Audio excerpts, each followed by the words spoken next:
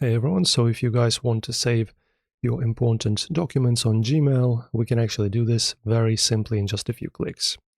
So Gmail allows you explicitly to easily save documents easily or your mail that you've received by either adding the star to them. So if you star them, you'll have a starred mail section here that you can then refer to. As you can see, starred, and then access all of your starred media, not media, sorry, all of the starred mail. So for example, I add a star, go to starred, it appears here.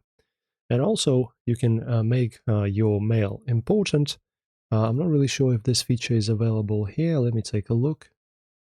No, I think it's available on Android though, and probably also on iOS. So there's going to be a important, as you can see, section in here. So it's automatically sorted, but you can also make them important.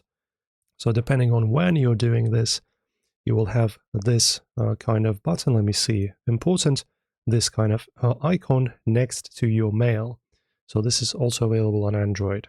And you can now easily mark and save your important documents for later. Easy way like this.